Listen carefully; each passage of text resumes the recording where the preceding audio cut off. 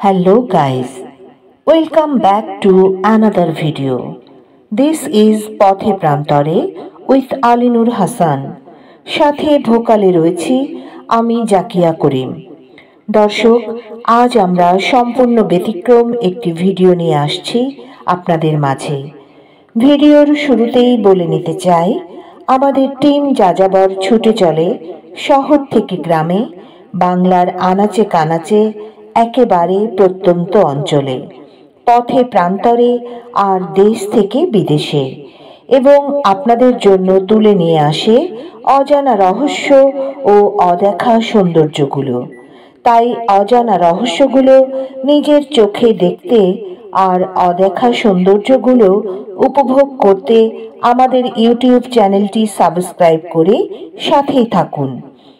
আর আপনি যদি আমাদের ভিডিওটি ফেসবুক পেজ থেকে দেখে থাকেন, তাহলে আমাদের ফেসবুক পেজটি ফলো দিয়ে সাথেই থাকুন।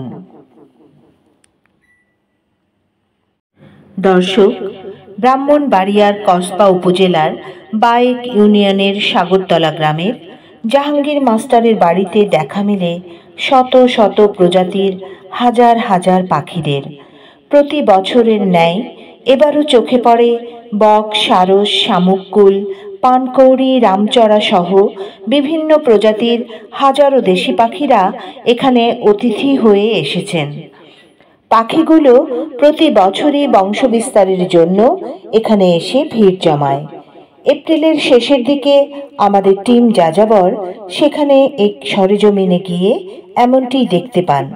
আমাদের টিম জানতে পারে, পাখিদের বংশবিস্তারের এই সময়টিতে মা বাবা পাখিদের কলকাকলি ও ছানা পাখিদের কিচিরমিচির শব্দে এই এলাকা মুখরিত থাকলেও বংশবিস্তার শেষে পাখিগুলো পাখি প্রেমিক জাহাঙ্গীর মাস্টার সহ এলাকাবাসীকে অজানা এক মায়ার বাঁধনে আবদ্ধ করে আবার চলে যায় অজানা গন্তব্যে।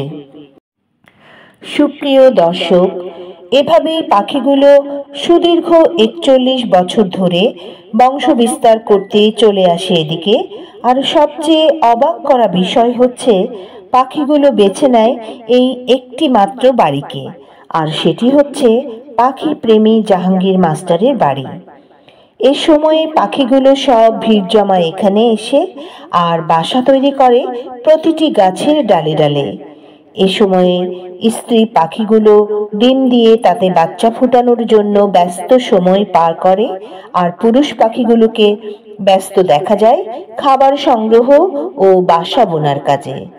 এ যেন প্রকৃতির এক অজানা নিয়মে মানুষের সাথে পাখিদের গভীর প্রেম ও আলিঙ্গনের এক বাস্তব চিত্র। পাখিগুলো কোথা থেকে আসে আর কোথায় চলে যায় এমন কোনো তথ্য জানা যায়নি।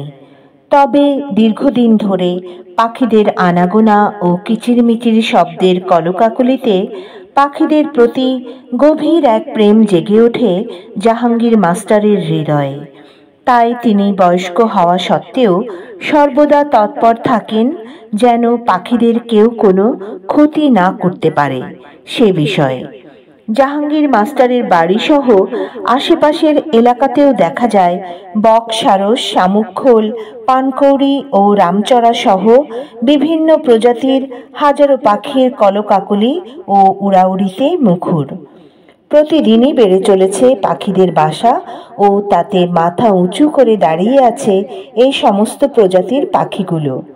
পাখিগুলো বছরের মাঝামাঝি সময়ে চলে আসে বংশবিস্তারের জন্য, আর বংশবিস্তার করে বছরের শেষ দিকে আবার আপন মনে তারা পাড়ি জমায় অজানা গন্তব্যে।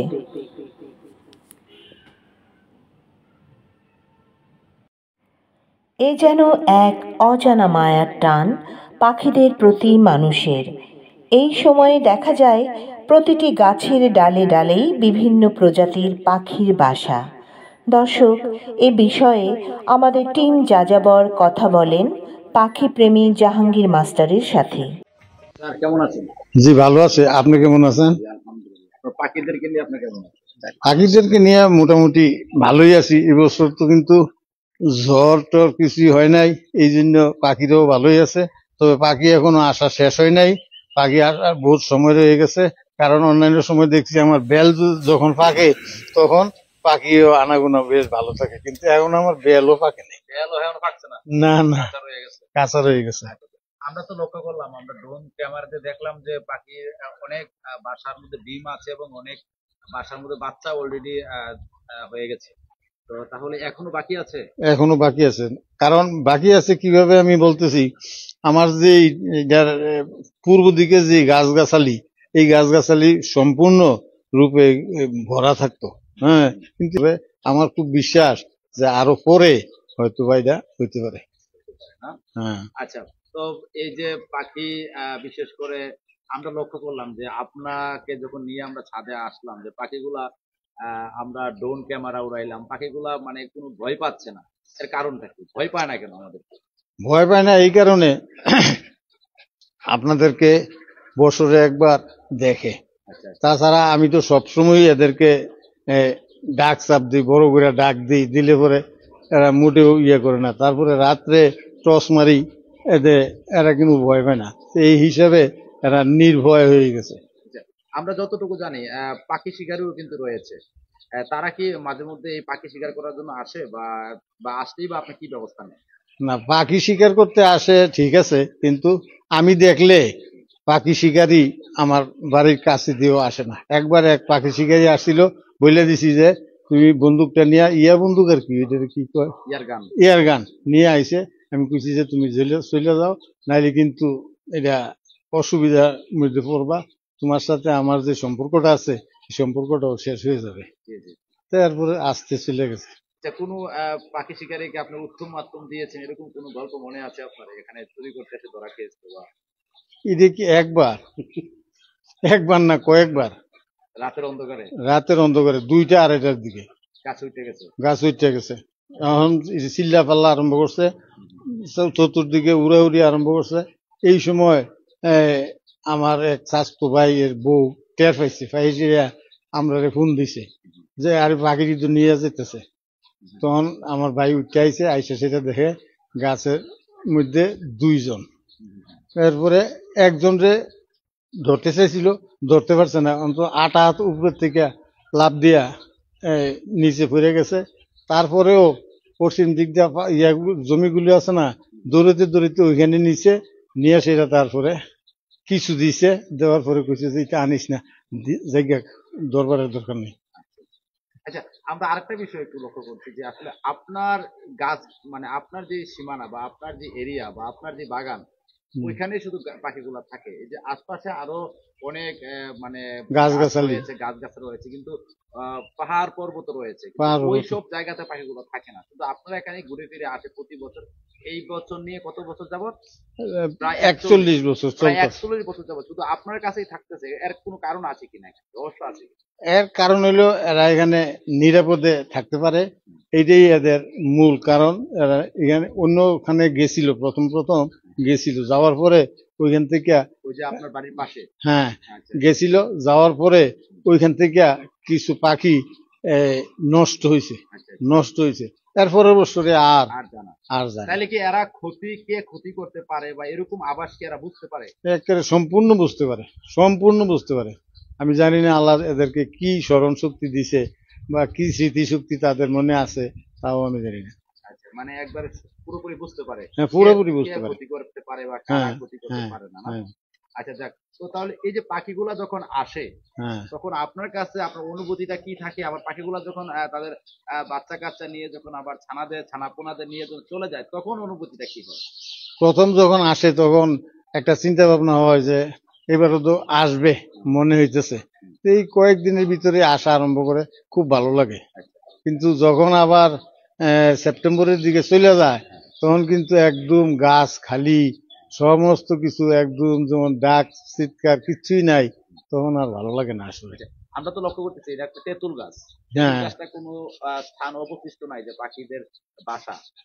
মানে এই যে আপনারাও তো মানে অনেকে হয়তো বা এটাকে মানে একটা আফত মনে করতে পারে যে পাখিগুলা থাকার কারণে আপনার নিচে কোনো সবজি করতে পারতেছেন না, ফসল করতে পারতেছেন না, বা আপনাদের এই যে বাড়ির আশপাশ নোংরা করে ফেলতেছে, মানে এটাকে নিয়ে আপনার কোনো কষ্ট আছে কিনা, বা এটাকে নিয়ে আমার কষ্ট যেটা আছে এটা আছে, এটা কিন্তু আমি আমার যে ঘরের ইয়াতে ছাদে দাঁড়িয়ে দিয়েছি, এই ঘরের নিচে আমি থাকি, কিন্তু উত্তর দিক দিয়া গাছ, তেঁতুল গাছ হলো উত্তর দিক দিয়া, এই গাছের থেকে যে বাতাস আসে এটা এই গ্রহণযোগ্য না, কিন্তু আমি এই জন্য জানালা বন্ধ করে দিয়ে রাখছি। হ্যাঁ, বৃষ্টির কারণে বন্ধ করে দিছি। তারপরে এখানে একটা ঘর আছে দেখেন, টিনের ঘর, এই টিনের ঘরটার চাল দি এই বছর বদলাইছি, 5,000 টাকার উপরে লাগছে। তারপরেও পাখি নিয়ে ভালো আছি এবং এদেরকে আমি অত্যন্ত ভালোবাসি, অত্যন্ত ভালোবাসি, কারণ এরা আর দেখে না দুনিয়ার গাছ, আমার এখানে আসে কেন, তাইলে আমি তাদেরকে ছায়া দিয়ে রাখা আমার একান্ত দরকার, এই জন্য আমি এদেরকে ভালোবাসি এবং তাদেরকে আমি নষ্ট হইতে দেই নাই, কারোর আক্রমণ থেকে রক্ষা করি। তাহলে আপনি আল্লাহর রহমতে পাখিদের দোয়া, আমাদের দোয়া, সবার দোয়া, ইনশাল্লাহ আপনি আরো দীর্ঘজীবী হন, এটাই আমাদের প্রার্থনা। আপনি ভালো থাকবেন। আপনার মতো একজন মানুষ আসলে পাখি প্রেমিক মানুষ, আসলে মানুষ কিন্তু কমই আছে এই জগতে। আপনি অনেক ভালো থাকবেন। আমার ছোট ভাই মরে গেছে, খুব কষ্ট লাগে। পাখি প্রেমিক ছিল। হ্যাঁ, আমরা তিনু ভাই বাড়িতে আছি, তিনু ভাই দেখলে। আচ্ছা, আরেকটা বিশেষ কথা হইলো এই, আমারই ছোট ভাই ইমিডিয়েট ছোট, সে কিন্তু 20 আগস্ট 2024 এই পৃথিবী ছেড়ে চলে গেছে, মোহাম্মদ ফেরদৌস। সেও কিন্তু এই পাখিদের যত্ন করতো, দেখাশোনা করতো, যথেষ্ট ভালো ভাবে এদেরকে দেখাশোনা করতো। সে চলে গেছে, কিন্তু এখন আমি একা হয়ে গেছি। তো সবাই দোয়া করবেন আমার ভাইটার জন্য, আল্লাহ যেন তার নসিবে ব্যস্ত রাখে।